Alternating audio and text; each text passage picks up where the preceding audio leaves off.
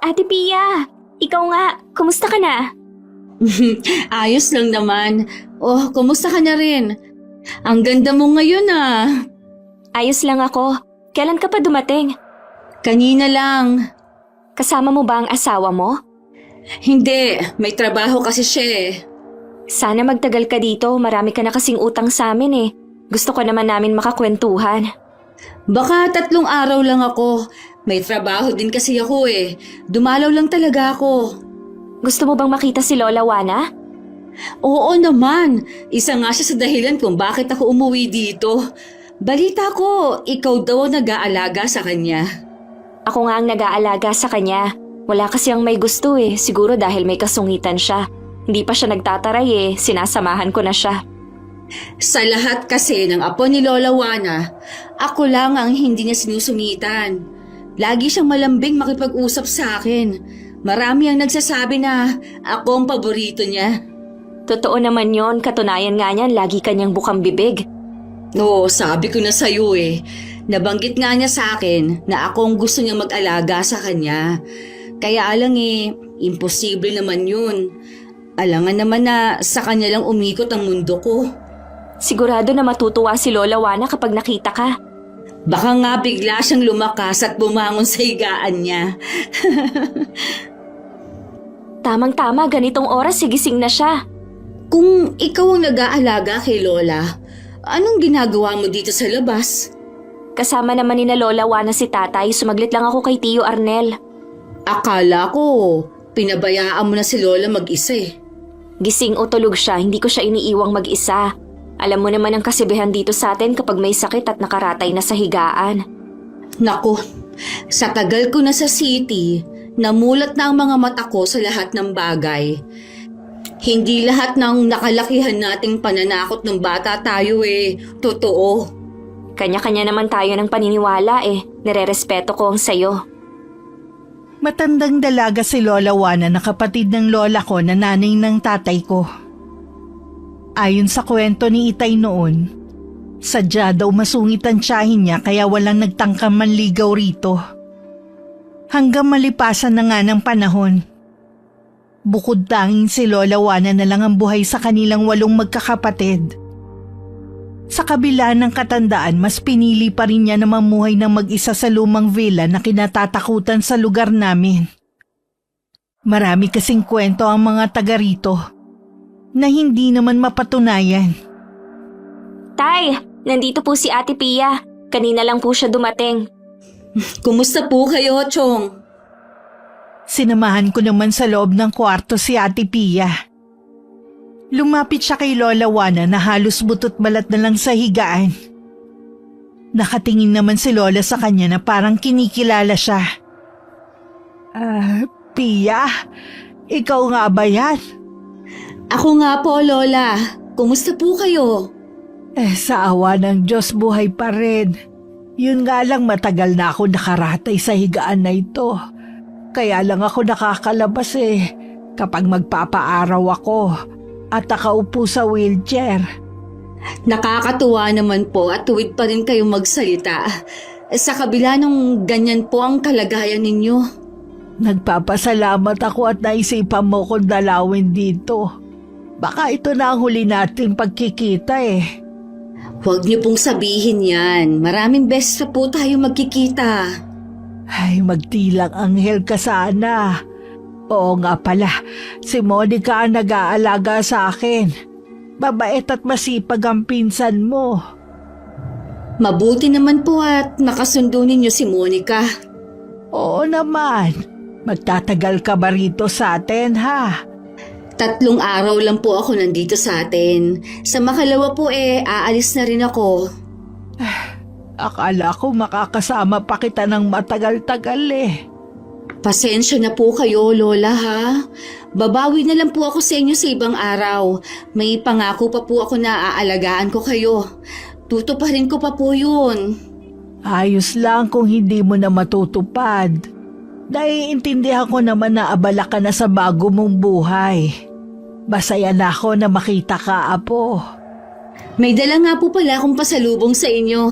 Sigurado po ako na magugustuhan nyo ito. Matamis ba yan, te? Bawal na kasi kay Lola ang matatamis na pagkain. Minsan lang naman si Lola na makakakain nito eh. Kailangan na kasi naingatan ng pagkain niya. Ah, ganun ba? Sayang. Binili ko pa naman to para sa kanya. Pasensya ka na, te, ha? Ako kasi ang mananagot kapag may masamang nangyari sa lola natin eh. Pwede naman siguro ako tumikim kahit konti lang. Namimiss ko na rin kumain ng matamis eh. Sige po, Lola. Sa susunod po iba na lang ang dadalhin ko. Maiba ko. Kasama mo ba ang asawa mo? Hindi po, Lola. Busy po yun sa trabaho niya. Baka sa susunod po isama ko na siya. Oo nga pala, baka nagugutom ka. Monica, iha, maghanda ka muna ng merienda. Hindi na po, Lola. Busog pa po ako. Pinaghanda rin po kasi ako ni Inay kanina. Dito ka na lang magtanghalian sa bahay. May lakad po ang buong pamilya ngayong tanghali po. Nagaya po kasi sila na pumunta ng resort at bukas na ang balik. Minsan lang daw po kasi nila ako makasama. Sige. Bago ka umalis, sana dalawin mo ulit ako, ha? Makakaasa po kayo, La. Nadadalawin ko po kayo ulit. Hindi na natupad ni Ate Pia ang pangakong babalik bago siya umalis. Nalaman ko na lang sa nanay niya na 5 araw pala siyang nandito bago umalis. Hindi ko na lang yun sinabi kay Lola Juana. Lalo't alam kong hinihintay niyang bumalik ang pinsan ko. Kumusta pagdalaw mo sa pamilya mo? Ayos naman. Sinulit ko talaga ang pagbabakasyon ko. Nagkita ba kayo ng lola mo na ikinukwento mo dati? Yung matandang dalaga na mayaman? Matandang dalaga na lang dahil wala na siyang yaman. Ibig mong sabihin naghirap siya? Ganun na nga. Ang tanging meron na lang siya, yung luma niyang villa na minumulto na sa sobrang kalumaan. Malaking pera pa rin yun kapag naibenta. Sino naman ang bibili sa lumang villa na may multo? Sige nga. Huwag na yung bahay, kundi yung lupa na lang. Malaki na ang halaga ng lupa ngayon, kahit nasa probinsya pa yan. Sa bagay nga, hindi ko lang alam kung kanino yun mapupunta. Di baka mo ikaw ang paboritong apo? Malay mo sa iyo pala ipamana yun. Oo nga no. Sayang, hindi ko yun naitanong. Nung nandun kasi ako, ang tinanong ko lang, yung mga alahas niya.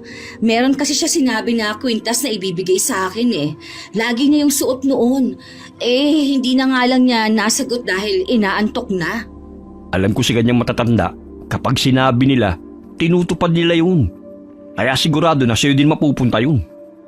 Sana nga, kasi sa pagkakasabi niya nun, kailangan ko siyang alagaan para sa akin niya ipamana yung kwintas na yun. Hindi mo naman obligasyon na alagaan siya. Kaya hindi kanya pwedeng pilitin. Tama ka dyan. Sino nga pala yung nag-aalaga sa lola mo? Yung bata kong pinsan. Baka naman mamaya sa kanya ipamana ng lola mong sinasabi mong kwintas. Nako, malabo yung sinasabi mo, no? Duda nga ako kung na kay Lola pa yung kwintas na sinasabi niya. Baka nga naisanla na rin niya para sa mga gastusin niya. Sinananay nga, nag-aabot na rin minsan ng pera, pandagdag sa gamot. Kung naghirap na nga ka mo, malamang nawala na yun sa pangangalaga ng lola mo. Marami sa mga kamag-anak namin na nagsasabi na baka gawa-gawa na lang ni Lola Juana ang tungkol sa sinasabi nitong mga alahas. Sa tagal kasi ng panahon, iisang alahas lang ang nakikita nilang suot niya. Yun ay ang kwintas na ipinangako niya noon na ibibigay kay Ate Pia. Nang mapansin kong umaambon na, isasara ko na sana ang malapad na bintana na yari sa kapis nang pigilan ako ni Lola. Iha, wag mo munang isara ang bintana. Gusto kong panoorin ang mga patak ng ulan. Malamig po at pumapasok din ang ampias ng ulan. Ayos lang, Iha. Hindi naman umaabot dito sa higaan ko Sige po, kukumutan ko na lang po kayo para hindi kayo lamigin. Gusto ko kasing makita ang ulan.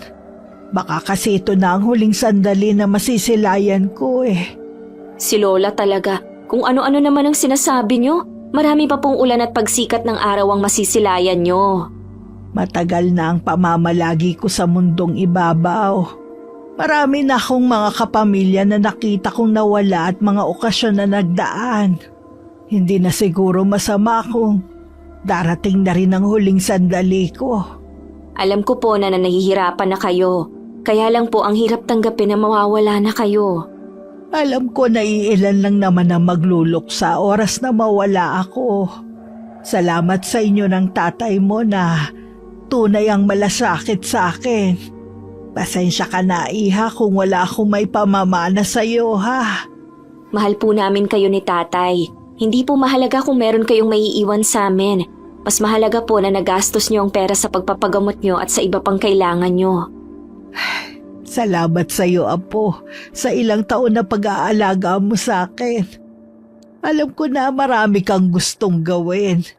Pero dahil sa akin, hindi mo magawa. Masaya naman po ako sa ginagawa kong pag-aalaga sa inyo. Sa ilang taon na pag-aalaga mo sa akin minsan hindi kita nakaringgan ng pagrereklamo. Likas sa inyo ng tatay mo ang may mabuting kalooban. Lola, oras na po ng pag-inom nyo ng gatas. Ipagtitimpla ko lang po kayo. Iniwan ko lang sandali si Lola Juana at saka ako nagtungo sa kusina. Pagbalik ko, lumapit ako para ipainom sa kanya ang tinimpla kong gatas. Pero pinigilan niya ako. May kailangan po ba kayo, La? Alam ko na. Gusto niyo pong biskwit? Mamaya na. Meron akong gustong ibigay sa'yo. Ano po yun? Ito. Gusto kong isuot mo to kapag wala na ako, ha? Ang ganda naman ng kwintas na to, Lola. Pero bakit niyo naman po sa akin ibinibigay? Alam kong mas karapat dapat na mapunta sa iyo ang kwintas na ito. Ang ganda po ng kwintas na ito na hugis susi. Kaya lang, Lola, hindi ko po ito matatanggap. Gusto mo bang magtampo ako?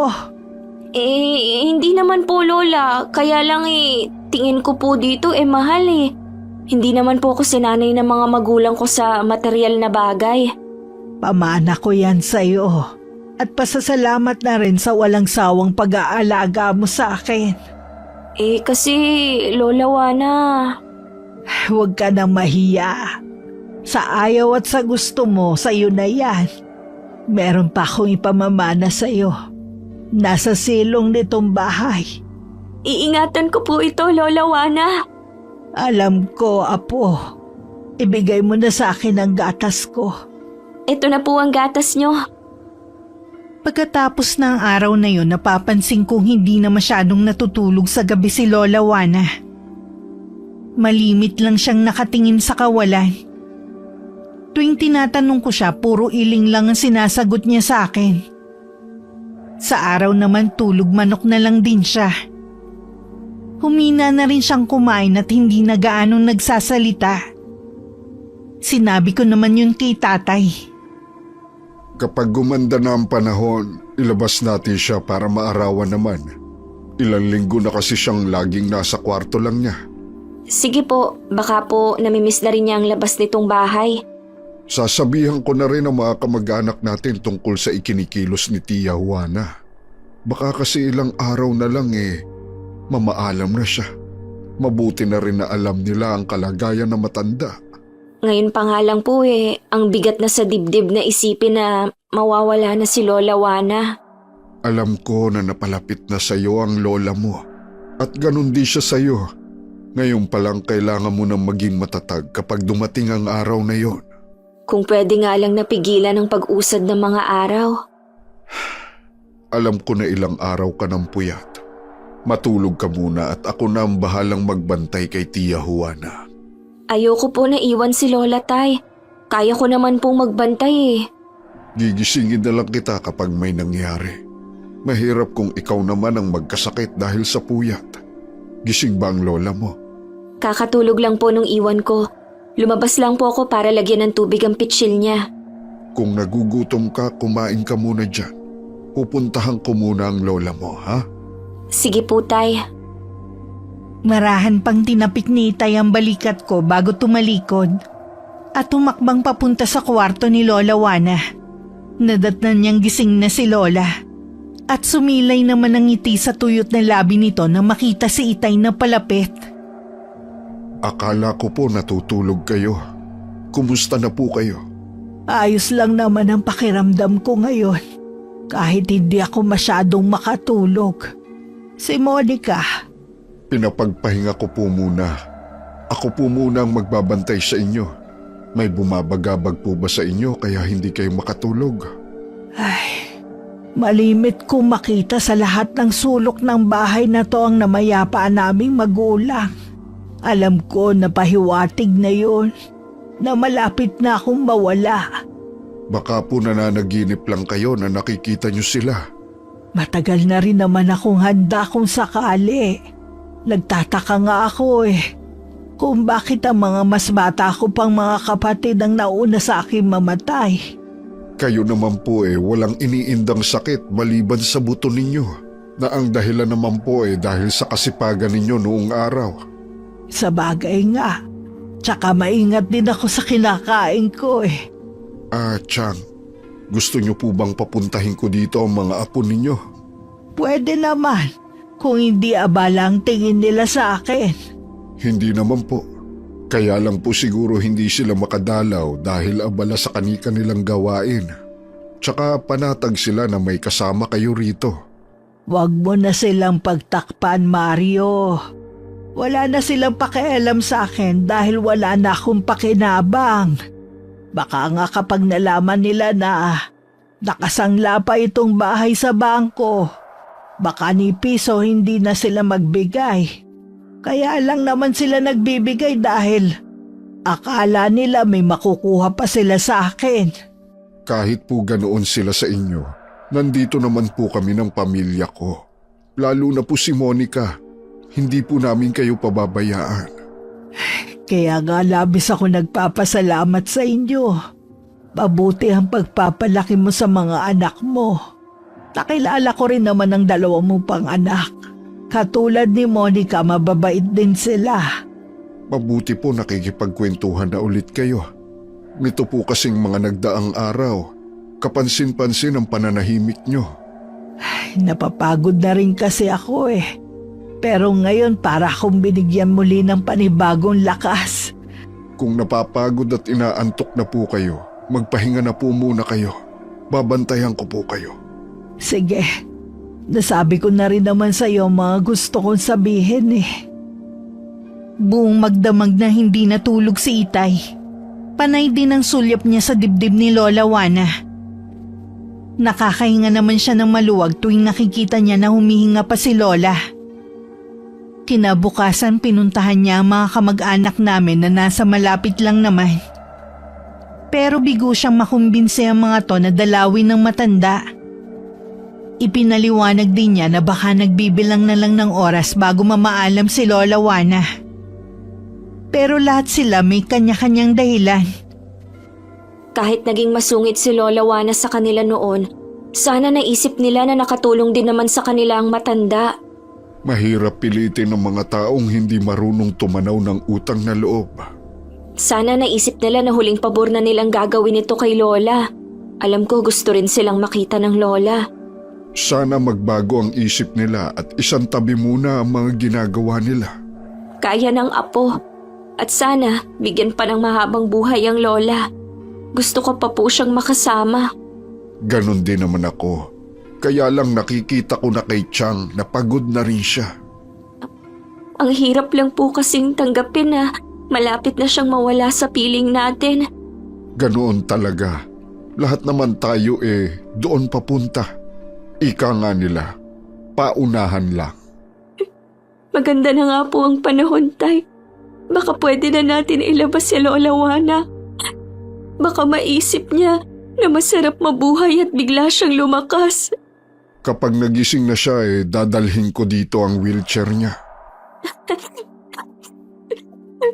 Lola. Huwag ka nga magpapakita ng ganyan kapag gising si Chang.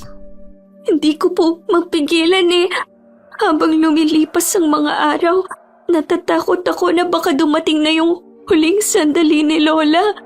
Mahirap man, pero kailangan mong ipakita kay Chang na masaya ka. Hindi yung daig mo pang nagluluksa na agad. Pabaunan mo siya ng masayang alaala. Opo, Tay. Ipipitas ko na rin siya ng mga paborito niyang bulaklak mamaya. Maiwan na muna kita dito. Tawagin mo na lang ako kapag nagising na si Tia Juana. Nang makalabas si tatay sa kwarto, lumapit naman ako sa hinihigaan ni Lola Juana.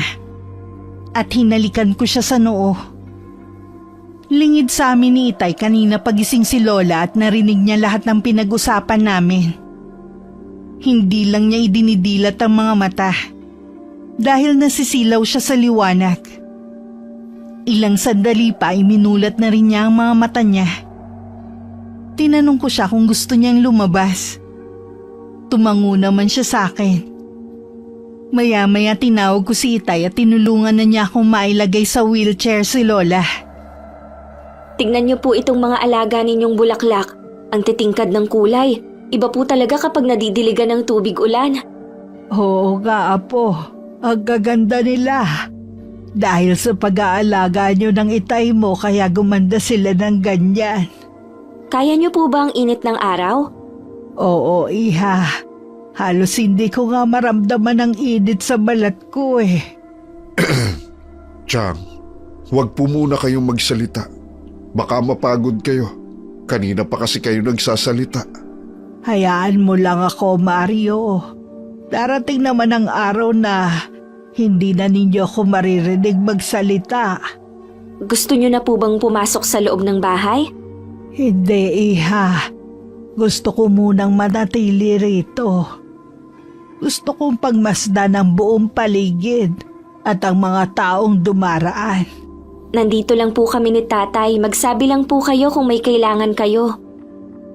Lumayo lang kami ng konti ni Itay habang hindi namin inaalis ang paningin kay Lola Juana. Kanina nang ilipat namin siya sa wheelchair, hinahabol na niya ang paghinga at napapangiwi siya.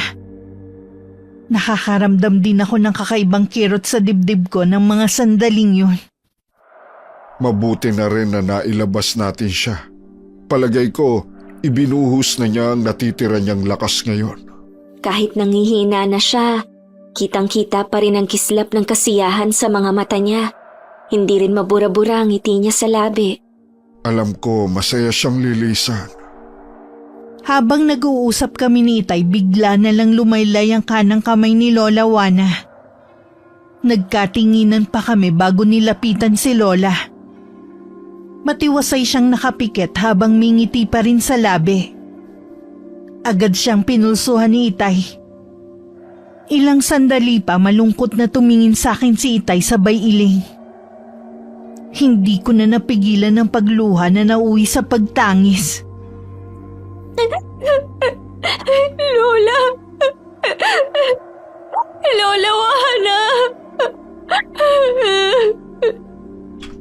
Hayaan na natin siyang manahimik. Maraming salamat, Chang, sa magaganda at masasayang alaala na kasama namin kayo hanggang sa muling pagkikita. Sa ilang araw na burol ni Lola Juana, dinagsa ang villa ng mga tao para makilamay. Sa loob ng 5 araw na burol, hindi ako umaalis sa tabi ng kabaong ni Lola. Hindi ko rin napapansin ang pagparoot parito ng mga tao at maging mga nakikiramay. Sa huling araw, nun lang ako nilapitan ng pinsan kong si Ate Pia. Masakit para sa atin lahat ang pagkamatay ni Lola Juana, lalo na sa'yo. Halata na naging malapit kayo sa isa't isa, pero wala na tayong magagawa pa. Matanda na rin naman si Lola eh. Mabuti na rin na kinuha na siya kesa patuloy na mahirapan. Yun na nga lang din ang sinasabi ko sa sarili ko eh. Masakit din naman sa akin na makita siyang ilang taon nang nasa higaan. Kaya nga, di ba? Oo nga pala, pinsan. Hindi ba nagalit si Lola Juana nang hindi na ako ulit bumalik? Hindi naman, ate. Ay, mabuti naman kung ganon. Baka kasi multuhin niya ako eh. Hindi naman siguro. Mabait naman si Lola. May isa pa akong tanong. Hindi ba ako hinanap ng mga huling sandali niya? Wala ba siyang sinabi na kahit ano? Wala, ate. Hindi rin na kasi siya masyadong nagsasalita eh. Malimit na nakatingin lang siya sa kawalan. Sayang, hindi ko siya nakita bago siya na maalam. Kung meron kang mga hindi nasabi kay Lola Juana, pwede mo naman na idaan sa panalangin. Oo. Ganun na nga lang ang gagawin ko. Huwag ka na masyadong malungkot dyan. Baka isipin ng iba nating kamag-anak na ang OA mong magluksa. Halos hindi ka na kasi umaalis sa tabi ng kabaong ni Lola eh. Wala akong pakialam sa kung ano man ang gusto nilang isipin sa akin. Dahil totoo naman na nagluluksa ako sa pagkamatay ng lola natin. Sana respetuhin nilang nararamdaman ko. Hindi mo kailangang magalit. Hindi naman kasi pare-parehong isip ng mga tao. Yung iba sa kanila. Kasama na ako. Naiintindihan ka. Kung gusto mong magdalamhati, di sige lang. Hindi na kita aabalahin ha. Salamat, Tepia. Nang ihatid na sa huling hantungan si Lola Juana, bumuhos ang pagdadalamhati sa mga kamag-anak at kakilala. Tahimik lang din akong lumuluha habang ibinababa ang puting kabaong sa lupa. Pagkatapos pasalamatan ng mga taong nakipaglibing, naiwan pa kami ni tatay sa sementeryo. Anak, pagkagaling pala natin dito pupunta lang ako sa bahay ni Tia Blanca mo. Bakit po, Tay? Siguro pag-uusapan ng tungkol sa naiwan na ari-arian ng lola mo. Baka akala po nila meron pang naiwan na pera si Lola Juana. Pupunta rin kasi doon ang kaibigang abogado ng lola mo. Siya na ang bahalang magpaliwanag. Tama nga talaga si Lola. Pera lang ang habol ng mga kamag-anak natin sa kanya. Hindi man lang sila naghintay ng ilang araw. Halos naubos na ang pera ni Chang. Wala naman kasi siyang ibang pagkukunan Sasama po ba sa inyo si Inay? Hindi, Iha. Umuwi na lang kayo sa bahay para makapagpahinga na rin kayo. Pagod din kasi ang inay mo dahil siyang nag-asikaso sa kusina nung burol. Wala po bang tumulong sa kanya? Ang mga kapatid mo lang ang katukatulong niya. Sa sobrang pagdadalamhati ko, hindi ko na po napansin. Hindi man lang tuloy ako nakatulong. Naiintindihan naman nila yon. Nasa jeep na ang nanay mo at mga kapatid. Tayo na lang ang hinihintay. Sige po, Tay, umuwi na tayo. Sinulyapan ko muna ang puntod ni Lola Juana bago sumunod kay Itay, na nagpatiuna ng naglakad patungo sa jeep na nakaparada sa di kalayuan. Pagdating sa bahay, nagkulong lang muna ako sa kwarto at dun muli ako umiyak. Dahil sa pagod at puyat sa nagdaang araw, hindi ko na namalayan na nakatulog na pala ako. Madilim na sa labas at nalaman ko na nakauwi na ang mga kapatid ko sa bayan, kung saan sila nakatira kasama ng pamilya nila. Kumusta po ang pag-uusap niyo, Tay? Gaya ng iniisip ko, hindi nga nila alam na nakasanla ang villa. Nagalit din sila sa akin dahil hindi ko daw agad sinabi sa kanila. Kailan lang din po natin nalaman Iyon din ang sabi ko. Tsaka hindi ka ako tayo pwedeng makialam. Kung dumadalaw ba sila sana nalaman nila mismo kay Chang. Ano pong ikinagagalit nila? Dahil wala silang makukuha na pera? Hindi na ako nakipagtalo pa sa kanila. May maliit na pera pang naiwan. Bahala na silang maghati-hati doon. Ayokong makipag-away ng dahil sa pera. Siya nga po pala, Tay. Babalik po ako bukas sa bahay ni Lola. Kukunin ko lang po yung ibang gamit na naiwan ko. Sasamahan pa ba kita? Hindi na po, Tay. Konti lang naman ang babalikan kong gamit. At saka maglilinis na rin po ako. Hindi ka naman siguro natatakot mag-isa doon. Hindi po, Tay. Gusto ko nga na magparamdam sa akin si Lola Juana Namimiss ko na kasi siya. Ang tapang mo talaga, anak.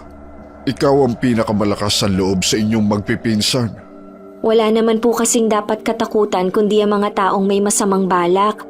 Mas mapanganib pa po sila kaysa sa sinasabi nilang multo na pwedeng magpakita. Sabagay nga, tama ka dyan. Nagtatawag na pala ang nanay mo. Hinihintay ka lang talaga namin magising para maghapunan. Tara na po sa kusina. Nakakaramdam na rin po ako ng pagkalam ng sikmura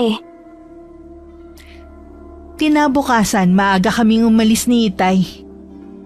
Sumabay lang ako sa kanya at ibinabalang niya ako sa tapat ng bahay ni Lola Juana. at saka na siya umalis para mamasada. Nang makapasok sa loob, gusto na namang mag-init ng mga mata ko.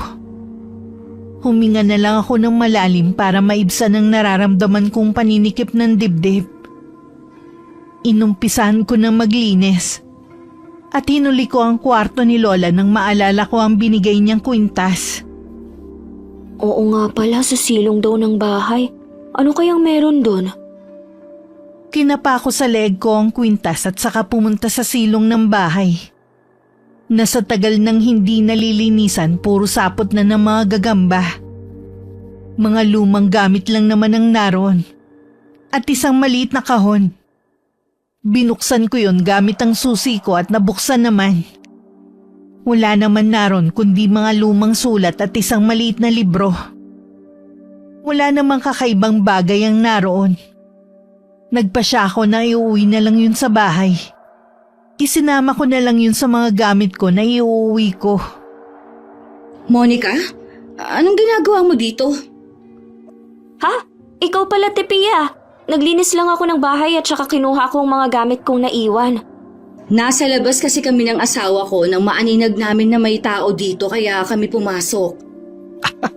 Akala namin meron nang nagmumulto sa katanghaliang tapat eh. Galing na kami dito kahapon. Kinuha na namin ang ibang gamit na pwede pang pakinabangan. Kaya pala wala nang ibang gamit. Dapat siguro hinintay muna nating makapagbabang luksa bago nyo kinuha ang mga gamit ni Lola Juana. Nako, hindi na. Baka anayin lang dito. Tsaka, sa dami ng naibigay na tulong ng mga magulang ko kay Lola, tama lang na sa amin mapunta ang gamit niya. Ang sa akin lang naman respeto lang ba kay Lola? Ano bang malay nung matanda patay na siya? O sige, aalis na ako. Baka hinihintay na kasi ako ng inay. Kuya Leonard, mauna na ako. Sige, mag-iingat ka. Hindi ba tayo uuwi? Iniisip ko kasi yung kwintas na ipapamana sana sa akin ni Lola Juana Hindi ako makapaniwala na kasama yon sa naibenta. Wala ka na magagawa kung naibenta na nga yun. Tsaka, hinalughog na natin ang buong bahay. Wala tayong nakita. Hindi ko lang kasi maiwasan namang hinayang. Sabi nga ng inay, kayamanan na raw na maituturing yun kapag naibenta. Maliban pa sa baka susi yun ang iba pang kayamanan ni Lola Juana. Duda ako sa sinasabi mong may iba pang yaman na nakatago ang lola mo. Kung may iba pa siyang pera, sana hindi niya na sinanla tong bahay niya. Sa bagay nga, tama ka. Ang mabuti natin gawin, umuwi na tayo sa atin. Sa totoo lang, hindi ako sanay na mamuhay dito sa probinsya. Nabibingi ako sa sobrang katahimikan Wala naman tayong gagawin dito kaya bukas na bukas din uuwi na ako. Tara na, lumabas na tayo sa bahay na to. Hindi ko talaga tayo pang mga lumang bahay. Kinabukasan, umalis na rin ang mag-asawa. Hindi pa rin maalis sa isipan ng pinsan ko ang tungkol sa kwintas na ipinangako sa kanya ng lola namin. Lingid sa kanya, sa akin ibinigay ni Lola Juana ang inaasam niyang alahas. Ilang araw pa lang na nakakauwi ang pinsan ko, sinalubong na agad sila ng mga problema. Pabalik-balik kasi sa bahay nila ang mga taong naniningil. Akala ko ba, binayaran mo na lahat ng utang mo? Bakit ang dami pa rin pumupunta rito para maningil? Sa dami kasi, hindi ko naman kagad mababayaran yun. Paano yan? Naniningil na rin ang may-ari nitong inuupahan natin. Nauubusan na ako ng idadahilan. Ang sahod ko, nauubos lang sa iba natin gastusin dito sa bahay. Gumagawa na rin naman ako ng paraan para mabayaran ng utang ko Tigilan mo na nga kasi ang online sugal na yan. Minsan ka lang nanalo, na-addict ka na. Anong minsan lang?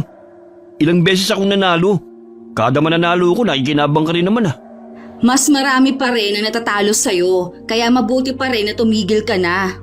Natanggal ka na nga sa trabaho dahil sa pagkakadispalko mo ng pera sa pinapasukan mong kumpanya dahil sa kagustuhan mo makapagsugal. Mabuti na lang, mabait yung boss mo at hindi ka ipinakulong. Kung titigil ako, paano ako makakabawi? Ibig mong sabihin, wala kang balak tumigil, ha? Kailangan ko nga makabawi. Bahala ka na nga sa buhay mo! Ang tigas talaga ng ulo mo! Akala ko ba mahal mo ko? Dapat suportahan mo ko sa gusto kong gawin. Kapag sinuwerte naman ako pati ko makikinabang sa panalo ko. Saan ako kukuha ng pangsuporta sa'yo, ha? Wala na ako ibang pagkukuhanan. Eh, baka meron ka dyan pwedeng ibenta o isanda. Nakikita mo ba ang apartment natin? Wala na ni isang gamit ang natira. Kung hindi mo isinanla, ibinenta mo na. Kung gusto mo ibenta mo ang sarili mo, baka sakaling may tumanggap. Eh kung pwede nga lang sana para makabawi ako sa mga natalo ko. Malala ka na talaga. Hindi ka na magbabago pa. Oh, saan ka pupunta? Lalabas muna. Baka masiraan na kasi ako ng ulo kapag nagtagal pa akong kasama ka. Naging madalas ang pag-aaway ng dalawa dahil sa pagsusugal ni Kuya Leonard. Hanggang pati si Ate Pia nawalan na rin ng trabaho. Nagpasya silang umuwi na muna sa probinsya namin para matigil sa pagsusugal ng asawa. At dahil hindi na rin nila kayang upa sa bahay, nakarating din sa akin ang balita na nasa kanila si Ate Pia. Talaga po, Tay? Ano po, magbabakasyon sila? Ang narinig ko, dito na daw titira. Makatagal naman kaya sila dito sa atin? Malalaman natin. Ibinalita ko lang naman sa'yo. Oo nga pala, ingatan mo yung kwintas na ibinigay sa'yo ng Lola Juana mo. Alam mo bang sa pinsa mong si Pia sana niya yan ipapamana kung tumupad lang siya sa pangako? Ito po siguro yung narinig ko na tinatanong niya kay Lola. Hindi naman siya sinagot nito. Masasabi ko na maswerte ka. Kung magiging dahilan lang po ito ng hidwaan naming magpinsan, baka mas makakabuti na ibigay ko na lang to sa kanya. Sa'yo ibinigay yan ni Chang. Ibig sabihin lang, mas karapat dapat kang magmay-ari niyan. Yun nga po ang sabi ni Lola. Ingatan mo lang dahil kayamanan ng maituturing yan kapag ibinenta. Pero alam ko namang itatago mo lang yan. Oo naman po, ito na lang po ang alaala ni Lola Juana eh. Maiba nga pala ko. May nabanggit si Ate Celeste mo. Baka daw gusto mong mag-apply na sekretarya sa kapatid ng amo ng bayaw mo. Sa bayan lang naman daw ang opisina. Sige po, Tay. Gusto ko na rin namang makapagtrabaho para makatulong sa inyo ni Inay. Bukas na bukas din puntahan mo ang ate mo sa kanila para malaman mo kung ano ang mga kailangan mong ayusin. Opo, Tay. Pupunta ako sa kanila bukas. Pwede bang doon ako matulog? Oo naman. Aagahan ko na lang ang uwi bukas para may kasama ang inay mo. Incheck pala ang sinasabi ng kapatid ko na naghahanap ng sekretarya. Kapatid yun ang amo ng bayaw ko. Mabait naman ang bago kong amo.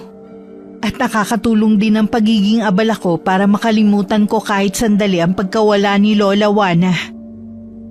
Habang abala pala ko, wala akong kaalam-alam na may iba na palang plano si Ate Pia. Nalaman kasi niya na ang lupang kinatitirikan ng bahay namin pag-aari ng lola namin. Totoo na kay Tia Juana ang lupang ito, pero bayad na namin ito. Kaya niyo bang patunayan na bayad ang lupang ito? Kami ang may usapan ng lola nyo, kaya sa amin na lang yon. Chong, bakit ayaw niyo ipakita ang katibayan? Siguro may tinatago kayo, ano? Wala akong itinatago. Tsaka bakit kailangan mong usisain ang tungkol sa lupang ito? Hindi mo ito pag-aari. Alam ko naman po yun. Nagtatanong lang ako. Baka mamaya ho kasi sa illegal ninyong paraan nakuha ang lupa na ito na dapat lahat nakikinabang. Ano ba ang sinasabi mo? Nung magkakaharap po kasi tayo, hindi nyo nabanggit ang lupa na to. Dapat sinabi nyo po, tapos sa iba ko pa malalaman. Hindi ko kailangan banggitin noon dahil wala naman kinalaman ng lupang ito sa pinag-uusapan. Hindi na ito sakop ng ari-arian ni Tia Juana. Malakas pa siya nang mabayaran ko ito sa kanya. Bakit ba hinahabol mo to, ha? Kayo na nga ang nakinabang sa pera ng matanda. Gusto ko lang naman po na malinawan ng lahat. Baka mamaya iniisahan nyo na kami. Lalo't kayo ni Monica ang nag-alaga kay Lola. Kusang loob namin inalagaan si Tia Juana nang walang hinihiling kapalit. Mahal siya ni Monica. Hanggang ngayon nagluluksa pa rin siya sa pagkawala ng lola nyo. Huwag mo sanang kakalimutan na kayo din ang kumuha ng gamit sa bahay niya. Tama lang na sa amin mapunta ang lahat ng ari-arian niya. Ilang beses siyang tinulungan ng mga magulang ko. Mabibilang lang naman na sinasabi mong tulong. ni hindi nyo nga magawang silipin ang matanda sa bahay niya. Baka naman nakakalimutan nyo na pinuntahan ko siya nang umuwi ako dito. Dahil may kailangan ka sa kanya kaya mo siya naisipan dalawin. Hindi na mahalaga kung ano ang dahilan ng pagdalaw ko. Ang importante, dinalaw ko siya. May kailangan ka pa ba? Aalis kasi kami ng tiyang mo. Wala na. Oo nga pala. Nasaan si Monica? Hindi ko yata siya nakikita. May trabaho siya sa bayan. Mamaya ang uwi niya dito kasabay namin. Oh, ano naman ang trabaho niya? Teka, huhulaan ko. Tindera o kasambahay? Sekretarya ng isang negosyanteng incheck. Oh, talaga? Buti kaya niyang trabaho. Huwag mo naman maliitin ang pinsan mo. May tinapos din naman siya. Silang magkakapatid. Pasensya na, Chong. Hindi naman yun ang intensyon ko. Sige, aalis na po ako. Baka nakakaabala na rin ako eh. Naiiling na lang na sinundan ng tingin ni Itay si Ate Pia habang naglalakad palayo. Lumapit naman si Inay sa kanya at saka niyaya nang umalis. Samantala pag-uwi ni Ate Pia agad naman siyang sinalubong ni Kuya Leonard. Anong balita? Sabi ni Chong, binili daw niya yun kay Lola Wana. Meron ba siyang ipinakita na papeles na nagpapatunay na bentahan na naganap?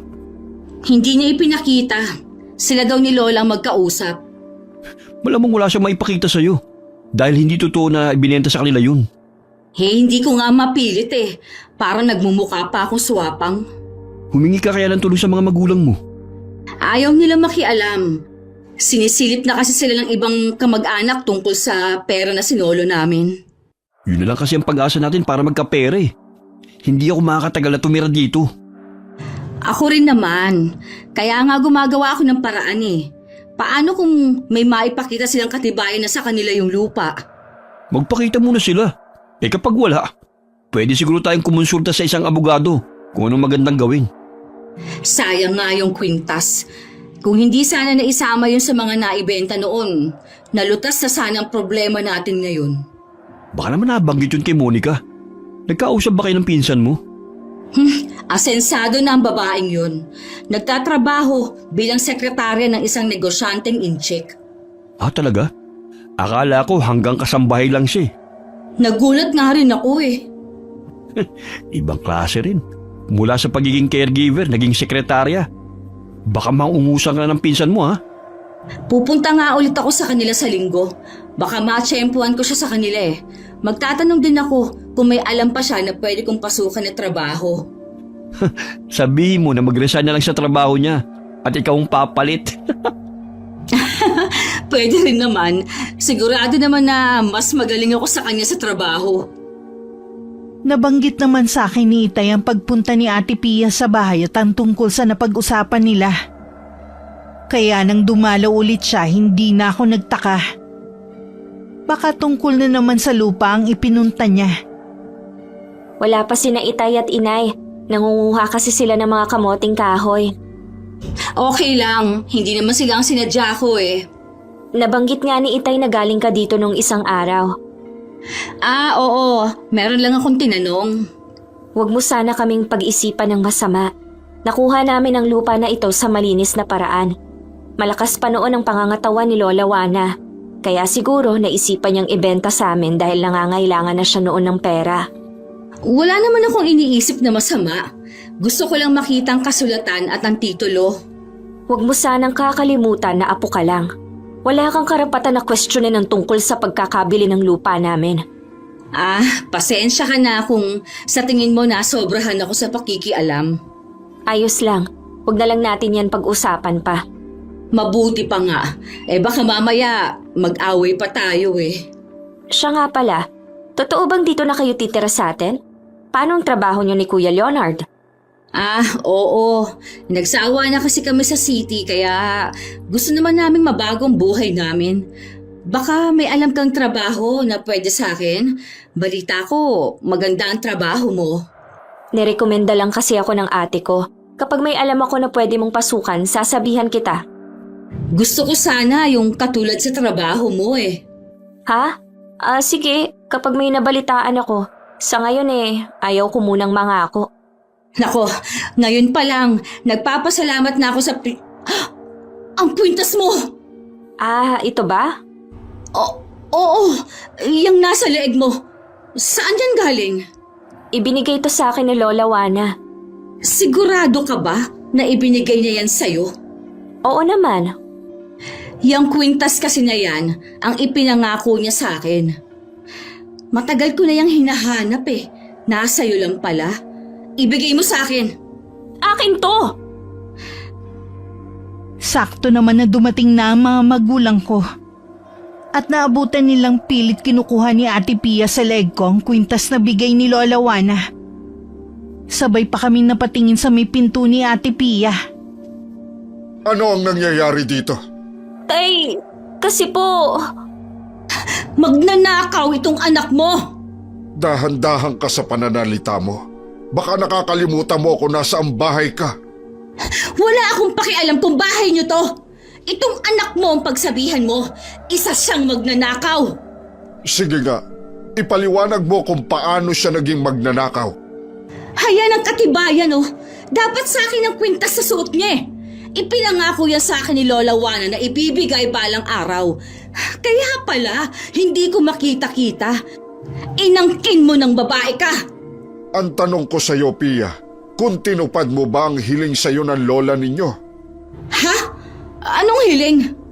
Naaalagaan mo siya kapag nagkasakit siya at maratay sa higaan.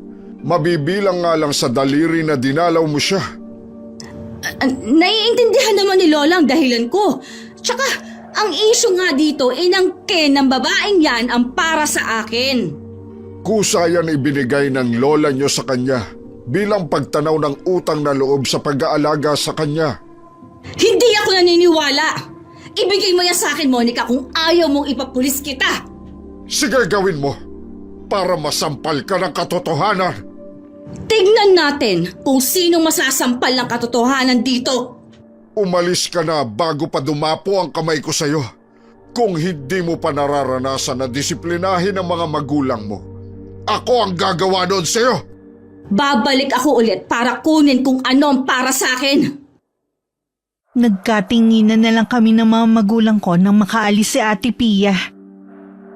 Galit na galit naman ng pinsan ko na makauwi siya sa kanila. Nagtataka naman ang asawa niya sa inaasal niya. Oh, sino bang kaaway mo? Para ang galing sa gera. Yung kwintas na ipinangako sa akin ni Lola Juana, na kay Monica lang pala. Ano? Nasa kanya lang pala? Paano napunta sa kanya? Sabi niya, ibinigay ni Lola Juana, pero hindi ako naniniwala. Pwede ka naman maghabol Dahil walang tagapagmana ang lola mo, lahat kayo pwede maghabol sa naiwan ng matanda. Kailangan maipakita nila ang last will and testament na nagpapatunay na sa kanya iniwan ang kwintas na yun. Pwede mo rin silipin ang lupa na sinasabi nilang binili. Tama ka. Hindi ako papayag na basta nilang makuha ng ganun kadali ang kwintas na yon. Akin yon. Huwag kang mag-alala, nasa tabi mo lang ako. Babawiin natin ang kinuha ng Monica na yun sa'yo. Bonus pa ang lupa nila.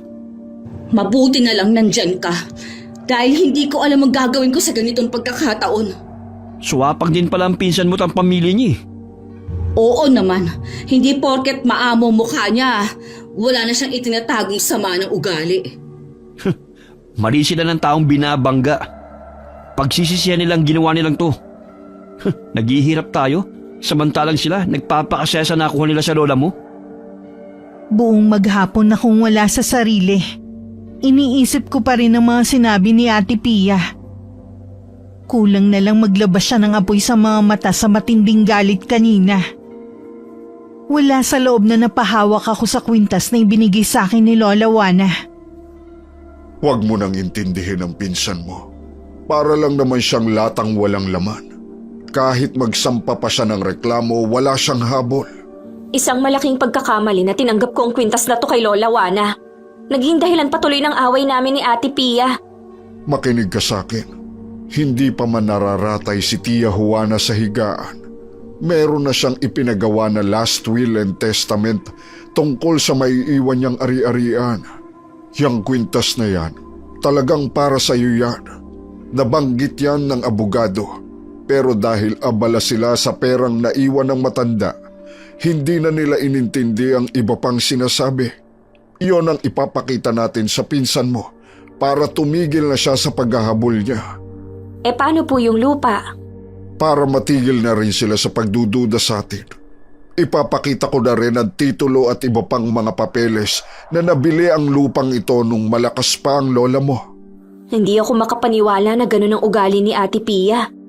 Noon pa naman may pagkasakim na ang pinsan mo na namana niya sa ama niya. Napansin na rin siguro yon ni Tia Juana, kaya unti-unti nang lumayo ang loob nito. Malakas pa siya ay nakakagiliwang ka na niya. Lagi kanyang tinatanong noon, kaya nang maratay siya, alam ko na ikaw ang gusto niyang mag-alaga sa kanya. Mabuti na lang hindi ka tumanggi. Mahal ko naman po si Lola Juana, kaya masaya po ako na alagaan siya. Kaya nga huwag kang magsisisi na sa'yo napunta ang kwintas na yan. At higit sa lahat, ingatan mo ang laman ng kahon. Opo, Tay. Iingatan ko po. Magpahinga ka na at maaga ka pang papasok bukas sa trabaho. Ipaubaya mo na sa akin ang problema sa pinsan mo. Bukas na bukas din pupunta ako sa kanila. Hindi pa rin ako makatulog ng gabing yun. Hindi kasi mawala-wala sa isip ko ang eksena sa pagitan namin ng pinsan ko. Paggising ko tuloy kinabukasan, masakit ang ulo ko dahil sa puyat. Hinatid lang ako ni Itay sa sakayan bago niya pinuntahan si Ate Pia. At pinakita ang mga papeles. Kitang-kita naman ang hindi pagkapaniwala sa mukha ng mag-asawa. Siguro naman naniniwala ka na. Totoo nga na kay Monica ipinamana ni Lola ang kwintas. Sana naman tigilan mo na kami, Monica. Wala kang karapatang maghabol sa mga bagay na wala ka namang karapatan. Pasensya na po, Chong. Teka lang po. Kailangan pa po natin masiguro na hindi ito peke. Huwag kang makialam dito. Wala ka namang kinalaman sa usapan na ito. Anong wala? Asawa ako ni Pia. Kaya may karapatan akong makialam. Nagtataka lang ako kung bakit ganoon na lang ang paghahabol ninyo. Samantalang ang iba nating kamag-anak, tahimik lang sa usaping naiwan ni Tia Juana. Chong, ipinaglalaban lang naman namin ang karapatan namin. Nasa harapan mo na ang pruweba na wala kayong karapatan. Huwag mo nang hintayin na kausapin ko pa ang mga magulang mo at magkasira kami ng nanay mo bilang magpinsan. Hindi naman po kailangan paabutin sa ganun. Basta. Aalamin ko kung talagang totoo ito. Marami ng paraan ngayon para mameke ng mga papeles kahit titulo. Kausapin ninyo ang abogado ni Tia Juana para maliwanagan kayo. Umalis na rin si Itay matapos masabi ang lahat ng gustong sabihin. Nagwawala na naman si Kuya Leonard dahil sa pinaghalong galit at pagkabigo. Nasisiguro ko na tunay ito at hindi magagawa ni Chong na mameke. Kilala siya dito na matuwid na tao. Leche. Pera na, naging bato pa. Mabuti pa, umpisahan na lang nating maghanap ng trabaho. Ano? Yan lang bang naiisip mong solusyon, ha? Kung sakali na maghanap tayo ng trabaho, ano naman mapapasukan natin dito, ha? Wala na akong maisip eh. Kung gusto mo bumalik na lang tayo sa city at doon magsimula muli. Maganda sana yan kung wala yung mga taong pinagkakautangan ko. Kahit ako na lang muna ang maghanap ng trabaho doon. Nakakaya na kasi sa mga magulang ko na sila ang kumakargo sa atin. Kahit sana yung kwintas lang ng lola mong makuha natin eh. Malulutas na ang problema natin. Wala na tayong magagawa kundi tanggapin na hindi na yun mapupunta sa atin. Paano kaya kung lasingin natin ang pinsan mo, saka natin kunin? Hindi ka ba nag-iisip? Paano kung makulong tayo? At isa pa, hindi yun papayagan uminom ng mga magulang niya. May isa pa ako naiisip. Yun kung papayag ka. Ano bang gagawin mo? Liligawan ko si Monica. At kapag napaibig ko na siya, tsaka ako kukunin yung kwintas sa kanya. Hindi ako papayag. Baka mamaya, imbis na siya mapaibig sa'yo, ikaw itong mahulog ang loob sa kanya. Hindi mangyayari yun. Yung kwintas lang talaga ang gusto ko. Sa tingin mo kaya, papatol si Monica sa may asawa at sa'yo pa? Subukan lang natin. Hindi mo ba naiisip na baka kumalat sa lugar natin yung gagawin mo? Bibigyan mo pa ako ng kahihiyan at ang pamilya ko. Ang importante naman, makuha natin yung kwintas na yun. Bahala ka na nga. Huwag mo lang akong sisisihin kapag pumalpak ka, ha? Magtatagumpay tayo. Maniwala ka sa akin. Lagi ko pa rin naaalala si Lola Juana. Kaya kapag wala akong pasok, dumadalaw pa rin ako sa bahay niya.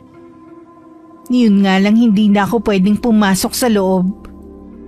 Sa labas ko nalang pinagmamasdan ang kabuuan nito. Kahit saan ko ipaling ang mga mata ko, mukha ni Lola ang nakikita ko. Siguro, namimiss mo na si Lola Juana, no? Ikaw pala, Kuya Leonard. Kasi nakita kitang nakatayo dito eh. Kaya nilapitan na kita. Sige kuya. Uuwi na ako. May dapat pa kasi akong gawin sa amin eh. Sandali lang, Monica. Huwag ka munang umalis. Meron lang sana akong sasabihin sa'yo eh. Sabihin mo na, nagmamadali kasi ako. Gusto ko lang sanang humingi ng dispensa sa inasan ng pinsan mo. Ganun talaga yung si Pia eh. Kalimutan na lang natin ang nangyari. Ang mahalaga, naliwanagan na kayong mag-asawa. Naiintindihan ko ang sitwasyon ninyo. Pero may kakitiran kasi mag-isip ang pinsan mo eh. Lalo na may kinalaman sa pera. Hindi pa rin ba matanggap ni Ate Pia ang katotohanan? Hindi pa rin eh. Kaya gusto ko mag-ingat ka. Kayo ng pamilya mo. Ano bang pinaplano niya? Hindi ko alam pero kilala ko ang asawa ko. Padalos-dalos yun magdesisyon kapag merong gusto makuha. Salamat sa paalala. Sasabihin ko na lang kay tatay ang mga sinabi mo. Gusto mo bang ihatid kita? Wag na, kaya ko namang umuwing mag-isa. Sige, mag-iingat ka. Pag uwi ko, sinabi ko naman kay tatay ang mga sinabi ni Kuya Leonard. Napaismid pa ang aking ama sabay iling. Sa nababasa ko sa mukha niya parang hindi siya naniniwala. Iwasan mo ang lalaking iyon. May iba siyang pinaplano. Paano po kung totoong sinasabi niya? Kung totoo man, malamang nakasabwat niya ang pinsan mo. May natuklasan ako sa mag-asawang yon, kaya naglalagi sa lugar natin. Lulong sa sugal si Leonard. Gusto nilang makuha ang kwintas mo dahil alam nila na ito ang magsasalba sa kanila. Kaya pala bigla na lang siyang nakipag-usap sa akin at para bang nagmamalasakit. Masyado kang inosente sa mga katulad niyang mapagsamantala. Huwag po kayong mag-alala, tay. Hindi niya po mabibilog ang ulo ko. Tama yan, anak. Siya nga pala, nakita mo na ba ang ibang laman ng kahon na galing sa Lola Juana mo? Opo, tay. Naroon po ang ibang alahas ni Lola. Hindi ko lang po napansin nung una kong tiningnan. Kung maibebenta natin yun, marami na tayong pera. Mabuti pa siguro na ilayo ko muna dito sa bahay ang kahon na iyon. Masyado kasing mainit sa mga mata ng pinsan mo ang nakuha mong mana. Mabuti pa nga po, tay. Kinakabahan na din po kasi ako eh. Huwag kang matakot. Sa mabuting paraan mo nakamta ng mga iyon. Nandito rin ako para protektahan ka at ang iyong mana. Salamat po, tay. Tuwing lumalabas ako, lagi kong nakikita si Kuya Leonard na para bang sadya akong inaabangan. Kahit anong iwas ko, lagi na lang siyang sumusulpot kung saan. Katulad ngayon, naggaling ako sa may tindahan. Ang dami mo yatang binili.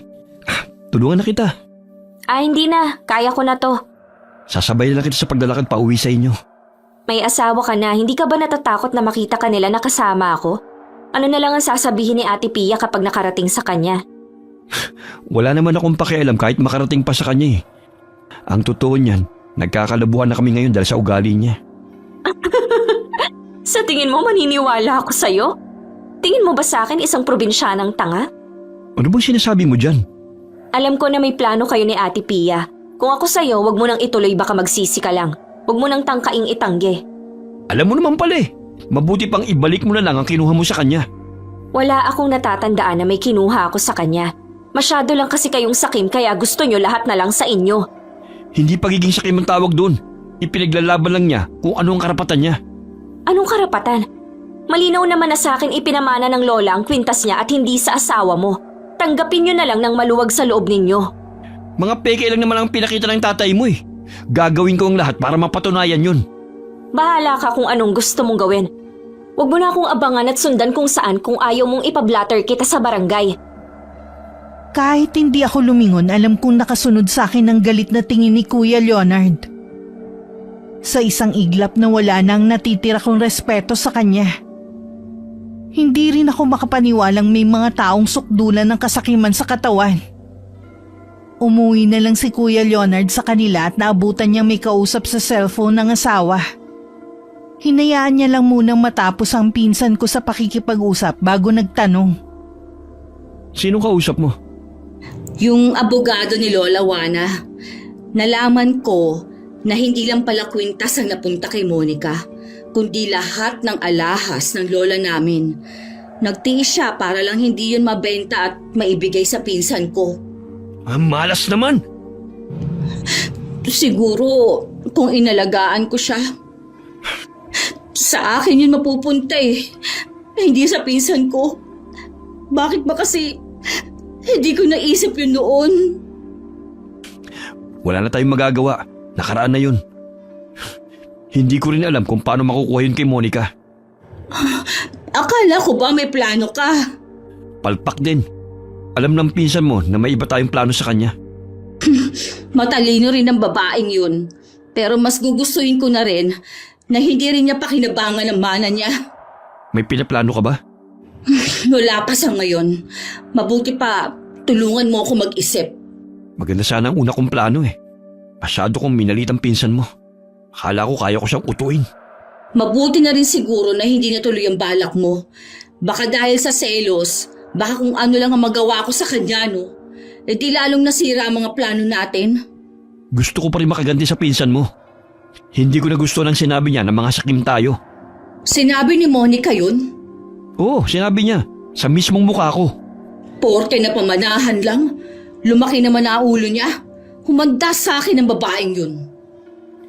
Hindi ko inaasahan na susugod sa bahay namin si Ate Pia. Nagkataon na nagsasampay ako ng mga damit na nilabhan ko nang walang kaabog-abog na sinabunutan niya ako. Nagpambuno kami at nagpagulong-gulong pa sa lupa. Bago kami naawat ni Itay, nakararating lang na makita ang nangyayari. Anong karapatan mo para sabihan kaming sakim ng asawa ko, ha? Totoo naman, di ba? Gusto pa niya akong linlangin na kunwari mabait at nagmamalasakit siya. Kung hindi ko pa alam, muntik na ring mahulog ang loob mo sa karisma ng asawa ko. Kahit kailan, hindi ako mahuhulog sa asawa mo na sugarol at baon sa utang. Sigurado ako na ikaw lang ang pumatol sa kanya. Anong sinabi mo? Ha? Walang hiya ka! Tama na! Hindi ko na palalampasin ang ginawa mong pagsugod sa bahay ko! Makakarating ito sa mga magulang mo! Nasa inyo na nga ang lahat tapos magsusumbong pa kayo at ako pang palalabasin yung masama. Ikaw naman talaga ang masama dito. Hindi kasalanan ni Monica kung sa kanya man ipinamana ni Tia Juana ang pangarap mong kwintas. Sana kasi pinahalagahan mo ang lola ninyo. Ipinakita mo na mahal mo siya kahit hindi mo maalagaan. Baka sakaling may iwan siya sa'yo. Kaya huwag kang magagalit sa anak ko kung sa kanya man napunta lahat. Magbabayad kayo ng mahal sa ginawa ninyo mag-ama. Huwag mo kong pagbabantaan sa sarili kong bakuran, Pia. Malapit nang maubos ang pasensya ko sa'yo. Bakit? Anong gagawin niyo, Chong? Sasaktan niyo ba ako? Hintayin mo ang mga magulang mo na gumarote sa'yo. Sa oras na hindi ako masiyahan sa gagawin sa'yo, ako naman ang magpaparusa sa'yo. Hindi ako magagawang saktan ng mga magulang ko. Tandaan niyo. Baka nga sa inyo pa magalit. Tingnan natin. Nang masiguro na ayos lang ako at ang inay na kasalukuyang tinatrangkaso, umalis ang Itay para kausapin ang mga magulang ng pinsan ko. Hindi inaasahan ni Ate Pia na ganun na magiging reaksyon ng kanyang ama't ina. Nasampal pa siya ng ama at pinapalayas na sila sa bahay na yun. Kasalanan ng mag-amang yun kung bakit nagalit sa akin ang mga magulang ko. Pinapalis nila tayo bukas na bukas din. Hindi man lang tayo binigyan ng palugit kahit ilang araw lang. Hindi ako aalis hanggat hindi ako nakakaganti sa kanila. Sira na rin naman ang mga buhay natin pues sisirain ko na rin ang mga buhay nila. Hindi rin ako makapaniwala na mas kakampihan pa sila ng mga magulang mo kaysa sa'yo na anak nila. Nalaso na siguro ang mga utak nila. Kilala ko ang mga magulang ko. Kung sino ang tingin nila na may pakinabang, doon sila kumakampi. Kaya naman pala wala na kasi tayong pakinabang sa kanila. Babawi tayo sa mga taong nang api sa atin. Kapag nakaahon na tayo, sila naman ang tatalikuran natin. Oo, gagawin natin yan. Tatawagan ko din ang pamilya ko para dun muna tayo sa kanila. Mabuti pa nga. Akala yata ng mga magulang ko, sakali tayo pupulutin. Tumahan ka na. Huwag mong ipakita sa kanila na mahina ka. Oo, aayusin ko ng mga gamit natin. Dahil sa matinding galit na nararamdaman ni Ate Pia sa pamilya namin, isang maitim na balak ang binuo niya. Habang tulog na ang lahat, pumunta silang mag-asawa sa bahay namin na may dalang gasolina. Ibinuhos nila yun sa bahaging kahoy at tabla. Tsaka hinagisa ng posporong may sindi. Tumatawa pa sila habang paalis. Wala ang itay ng mga oras na yun. At kami lang ni Inay ang naiwan sa bahay. Makapal na ang usok ng mamalayan ko na nasusunog na ang bahay namin. Nay! Nasaan po kayo? Kailangan natin makalabas ng bahay! Mga kapitbahay, tulong! Nasusunog ang bahay namin! Naririnig ko ang pagtawag ni Inay. Nasa may pintuan siya ng kwarto nila. Agad ko siyang nilapitan at tinakay paalis. Pero malakas na ang apoy sa dinadaanan namin. Isang pirasong kahoy ang galing sa bubungan ng mahuhulog sa amin. Mabilis kong niyakap si Inay habang umiiyak. Nagising ako na nasa ibang lugar at masakit ang buong katawan. Puno rin ng benda ang braso ko. Bago ko maalala ang nangyari, bumukas na ang pinto at pumasok si Itay. Monica, mabuti naman nagising ka na. Kumusta ang pakiramdam mo? Naaalala ko na ang nangyari. Nasaan po si Inay? Huwag mo munang isipin ang inay mo. Ano pong nangyari kay Inay? Huwag po kayong magsinungaling sa akin. Wala na ang inay mo. Hindi siya nakaligtas. Hindi! Ang inay ko! Inay! Gusto ko siyang makita! Gusto ko lumabas dito! Hindi ka pwedeng lumabas. Kailangan mo munang magpagaling. Gusto ko pong makita si Inay. Pakiusap po, Tay. Monica, hindi mo na rin makikita ang inay mo. Nailibing na siya nung isang araw. 1 linggo ka na nandito at walang malay. Ganun ako katagal na wala ng malay. Oo, isang himala nga na nabuhay ka. Siguro iniligtas ka ng lola mo. Siguro nga po. Kasalanan ko kung bakit nasunog ang bahay. Nakalimutan ko siguro patayin ang baga sa kalan. Hindi mo kasalanan ang nangyaring sunog. Sinadya ang pagkakasunog ng bahay natin. Sa tabi ng bahay malapit sa kusina, naroon ang lata ng gasolina. Sino po kaya ang gagawa nun? Wala naman tayong nakakaaway maliban sa mag-asawa. Sila din ang pinaghihinalaan ko. Pero wala tayong ebidensya na magpapatotoo. Sukdulan na talaga ang kasamaan nila. Magbabayad sila sa akin. Ganoon din ang nararamdaman ko. Pero ipaubaya na lang natin sa mga pulis ang pag-iimbestiga. Huwag mo munang pairalin ang galit mo. Kailangan mo munang magpagaling. Para hindi mainip sa pananatili ko sa ospital, hindi ko nalang binibilang ang bawat araw na dumaan. May mga bahagi ng katawan ko ang nasunog pero hindi ang mukha. Maaaring tama si Itay. Dahil kay Lola kaya hindi ganun kalala ang pinsala ko. Nang sa wakas makalabas ako ng ospital, nasa isip ko na kung paano ako gaganti sa pinsan ko at sa asawa niya. Sa isang kubo muna kami tumira pansamantala ni Itay. Sa gagawin ko sa inyo, Tingnan ko lang kung hindi mismo sa mga bibig niyo manggaling ang katotohanan. Sa di kalayuan sa nasunog naming bahay, kinuha ko doon ang isang maliit na libro na binalot ko sa plastik. Kasama yun sa kahon na pamana sa akin ni Lola Juana. Nang mabasa ko ang nilalaman ng libro, isa pala yung aklat ng mangkukulam. Naglalaman yun ng mga nakakatakot na sumpa na maaaring ipataw sa taong kinasusuklaman. Kaya ako ito binaon dahil wala sana akong balak gamitin. Pero hindi ko akalain na mapipilitan akong aralin ang nilalaman nito. Ipaghihiganti kita na isa mga taong pumatay sa'yo. Kasama ka pa sana namin ngayon kung hindi dahil sa kanila. Mas masakit ang gagawin ko sa kanilang ganti. Inaral ko ang nilalaman ng libro ng paulit-ulit.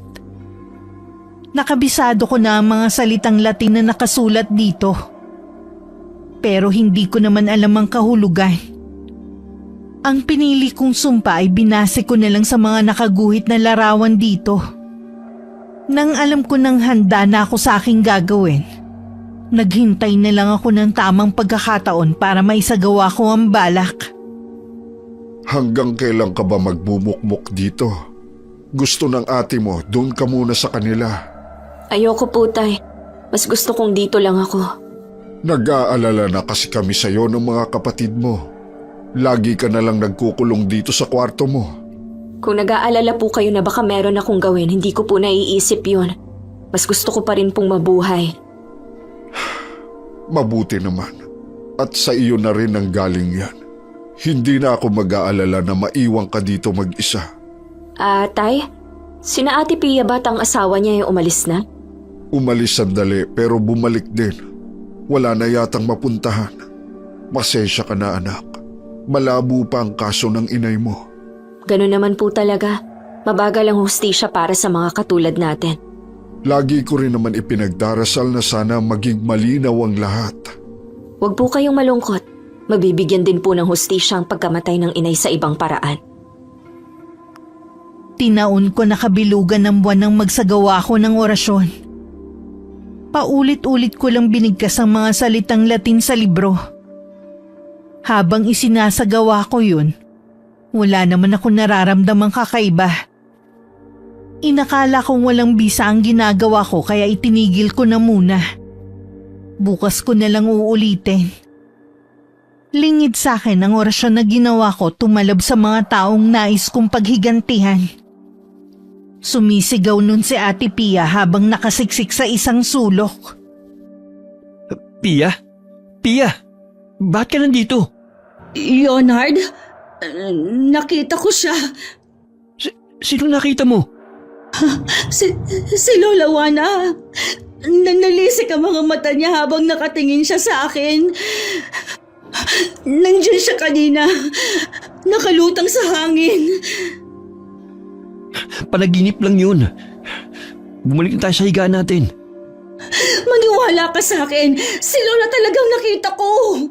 Meron pa nga siyang sinasabi na umamin na ako. Hindi kaya yung ginawa natin ang tinutukoy niya. Sa akin ka maniwala. Masamang panaginip lang yan. Kalimutan mo na ang ginawa natin. Walang nakakalam na tayong nasa likod ng pagkakasunog sa bahay ng pinsan mo. Hindi naman ako nagsisisi sa ginawa natin eh. Nagtataka lang ako kung bakit nagpapakita sa akin si Lola Juana. Hindi ko rin masasagot yan. Halika na, matulog na ulit tayo. Inaantok pa ako eh. Sige na nga, matulog na tayo. Nang sumunod na gabi, muli ako nagsagawa ng orasyon sa harapan ng mga nakasinding kandila. Huminto lang ako nang maramdaman ko ang pagkahapo. Hindi ko alam sa bawat bigkas ko ng mga salita sa libro. Para yung matalim na bagay na sumusugat sa katawan ni Kuya Leonard. Leonard! Ano nangyayari sa'yo? Diyos ko po! Bakit dugong isinusuka mo na may kasamang mga insekto? Hindi ko alam. Kanina pang madaling araw ako sumusuka ng ganito eh. Baka may sakit na ako. Baka nga may sakit ka. Wala pa naman mga magulang ko. Umalis sila eh. Bukas pa ang balik. Dalhin mo na ako sa ospital. Paano kita madadala sa ospital? Ni isang kusing wala ako dito. Magtiis ka na muna. Kapag dumating ang isa kong kapatid, hihingi ako ng tulong sa kanya. Masakit din ang buo kong katawan. Parang merong tumutusok na mga libu-libong karayom. Ano kayang nangyayari sa'yo? Gumawa ka naman ng paraan.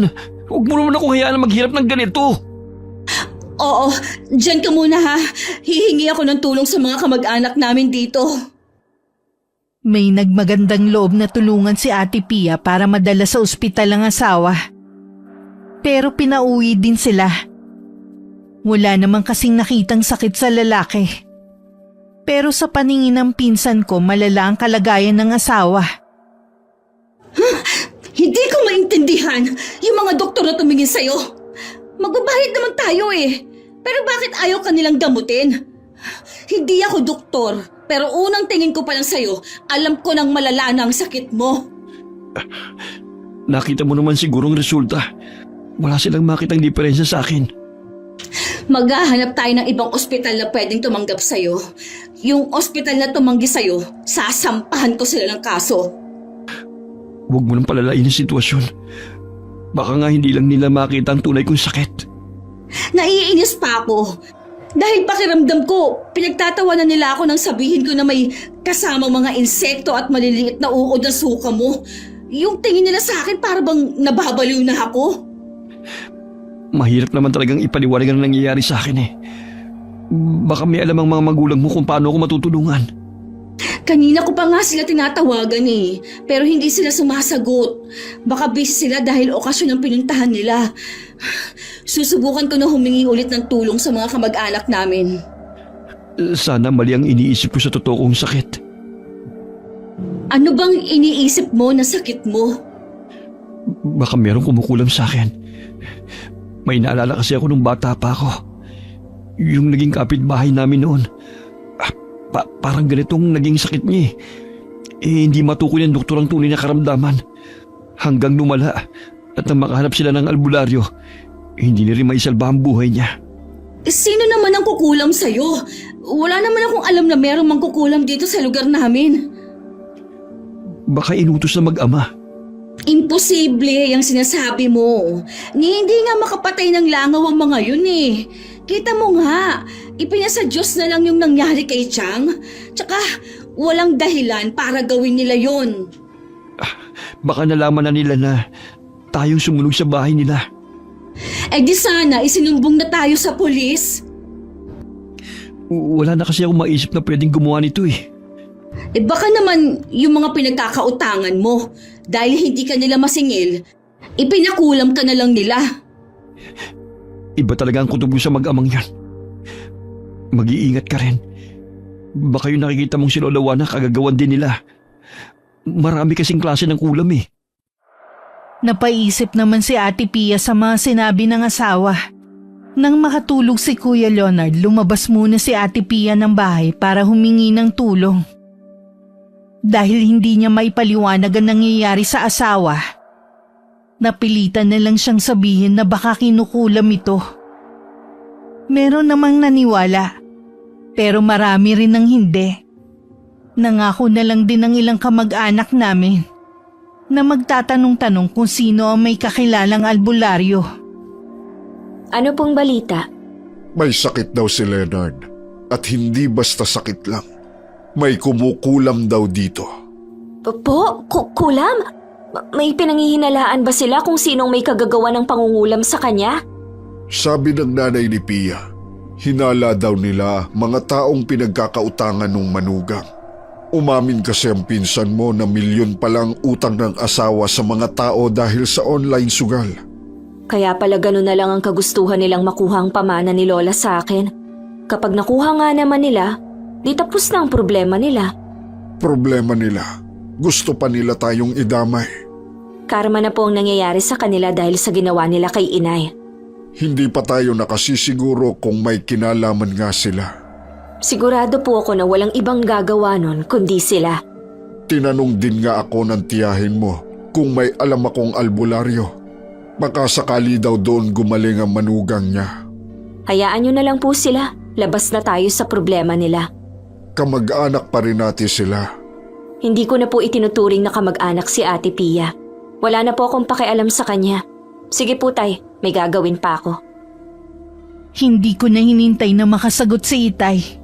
Mabilis na akong pumasok sa kwarto at kinuha ang libro na galing kay Lola Juana. Akala ko nagkamali ako ng orasyon. Yun naman pala tumatalab sa kanila. Hindi ko na napigilan na mapangiti. Kung hindi ko lang inaalala na maririnig ako ni Itay, hahalakhak pa sana ako. Magsasagawa ulit ako ng orasyon mamaya. Sayang, hindi ko nakikita ang paghihirap nyo. Namimilipit na sa matinding sakit ng tiyan si Kuya Leonard. Panay din ang suka niya ng dugo na may kasamang mga buhay na mga insekto. Iyak naman ng iyak ang pinsan ko. Natataranta na rin ang lahat ng mga kasama sa bahay. Nang gabing yun dahil sa matinding sakit na nararamdaman, bumigay na ang katawan ng asawa.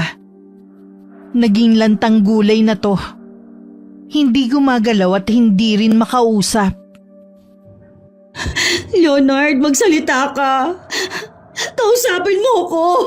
Diyos ko, karma na yata ito sa amin. Baka nga totoo na ang mag-ama ang kumukulam sa asawa ko. Sinarili na lang ni Ate Pia ang hinala. Sigurado naman kasi na hindi siya paniniwalaan ng mga magulang at baka pagalitan pa siya. Kahit nakakaramdam ng matinding takot, pumunta pa rin siya sa kubo kung saan kami pansamantalang nakatira. Anong ginagawa mo dito? Monica, alam ko na galit ka sa akin. Sa amin ng asawa ko. Naiintindihan ko naman yun. Kahit sino naman, ganon din ang mararamdaman. Hindi lang galit ang nararamdaman ko. Matinding poot dahil sa ginawa niyo sa nanay ko. Alam mo? Na kayong sumunog sa bahay namin? Oo, Ate Pia, alam ko. Umamin ka. Ikaw ba ang nagpakulam kay Leonard? Eh ano kung ako nga? Hayop ka! Ang sama mo! Kayo ang gumawa nito sa akin. Naging masama ako dahil sa inyo. Sisihin niyo ang mga sarili niyo. Kulang pa yung nararanasan niyo para mapagbayaran ang ginawa ninyo. Monica, nagmamakaawa ako sa'yo. Bawiin mo na ang ginawa mo kay Leonard. Maawa ka sa kanya. Hirap na siya. Hindi nga kayo naawa sa nanay ko. Dahil sa kasakiman niyong mag-asawa, pinatay niyo si inay. Sana hanggang ngayon kasama pa namin siya. Kayo ang masama at hindi ako. Hintayin mo ang parusa ko sa'yo. Mas matindi pa sa asawa mong gagawin kong gante. Huwag, Monica! Maawa ka sa akin! Lahat gagawin ko. Huwag mo lang ako sasaktan. Hindi ko gagawin kung aamin ka sa nagawa niyong kasalanan. Mamili ka, ang makulong o damhin ang ganti ko. Monica! Bibigyan lang kita ng 2 araw para magdesisyon. Umalis ka na dito. May mga gabi pa rin nagpapakita si Lola Juana kay Ate Pia. Matatalim ang titig na parang nanguusig. Parang masisiraan na ng bait ang pinsan ko tuwing nagpapakita sa kanya si Lola. Oo na! Aamin na ako! Huwag ka na lang magpakita sa akin! Di ba gusto mo ako makulong? Sige na! Susuko na ako! Huwag ka na lang magpakita sa akin! Hirap na ako!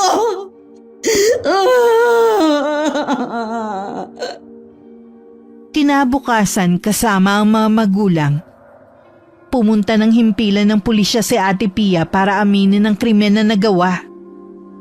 Masyado na raw siyang binabagabag ng konsensya kaya sumuko na siya.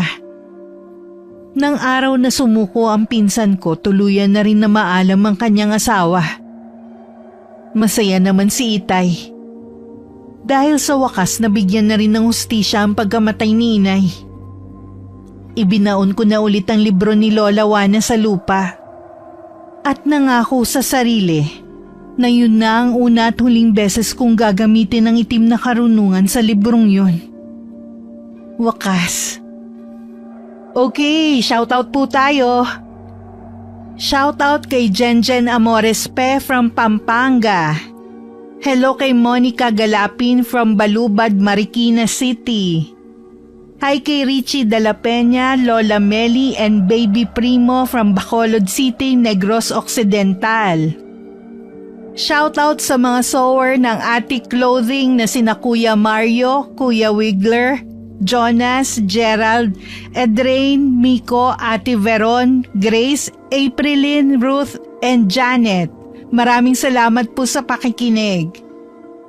Shoutout kay Celia, Zia, and Valerie, mga kaibigan ni Ma'am Ami Yong sa Malaysia. Maraming salamat po sa inyo. Happy 7th birthday kay Aaron. And shoutout sa Ativo family, Nevales family, and Cajeda family. Shoutout sa Acros family and Tumaliwan family from Tugigaraw. Shoutout sa Gutierrez family from Baler, Aurora. Shoutout sa Gallardo family from Damulog, Bukidnon. Hello kay Lance MBB. Hi kay Grace Doris Riano from Navotas. Hello kay Malin Rico from Novaliches, Quezon City. Hi kay Jen Kabakungan from Malaysia. Hello kay Mary Joy Sabaresa from Agos Bato, Camarines Sur. Shoutout kay Zion at Via and sa Del Mundo family from Bacolod. Hi kay Grace Largadas. Hello kay Vivian Lising from Taguloan, Misamis Oriental. Shoutout sa mga taga CIS Reprographics, Dubai. Hi kay Angelita Bayo from Abu Dhabi, UAE. Hello kay Nando Navarro, happy birthday sa'yo. Hi kay Joy Erasmo from Lavanya Subdivision, General Trias, Cavite. Hello kay Richelle Adapon. Hi kay June Sarip from Pikit, North Cotabato. Hello kay Elisa Fakesh, salamat sa pakikinig. Shoutout sa Eneria family, kay Balbon, Mami Arlene Consensino at kay Runalyn. Hi kay Ben Gomez from Arayat, Pampanga. Hi kay Lisa Agodo from Antipolo. Shoutout sa Takbobo family and Carillo family from Chacha Carillo ng Purok 7, Kasilihon, Aluna, Initaw, Misamis Oriental. Hello kay Elizabeth Dunca from Pampanga. Shoutout sa Toledo family. Hi kay Jenny Galang from San Miguel, Bulacan. Hi kay Charmaine Nabos from Limay, Bataan. Hello kay Joe Contreras from San Rafael, Bulacan. Hi kay Ibyang, ang singing muchacha from Taiwan. Hello kay Naalan Maglalang at kay Darwin J. Shoutout sa Noda family and sa Baresa family from Agos Bato, Camarines Sur. Hello kay Prot ng Cebu na laging nakikinig. Maraming salamat sa iyo. Hi kay Jeneline Jacobe from Rodriguez, Rizal. Shoutout sa Satrain family and Ausa family from San Narciso, Quezon. Hello kay Angelina Ignacio from California. Shoutout sa De La Cruz family and Lagasca family from Pangasinan and Tarlac. Hi kay Adeline Bajo from Davao City. Hello kay na Mary Jane Lozano, Kisha Faith, Andrea at kay Randy Lozano. Hi kay Cynthia Gallardo from Qatar. Shoutout sa magagandang nanis ng RNS ng Riyadh, Saudi. Hi kay Milpe Kwajaw. Hi kay Larissa Abdul from Oman, Muscat. Hello kina Aba, Joseph at Adrian. Hi kay Elizabeth Pamintuan. And hello kina Day, Kayla and Ramil Malyari from Arayat, Pampanga. Maraming salamat po sa pagsuporta nyo at pakikinig.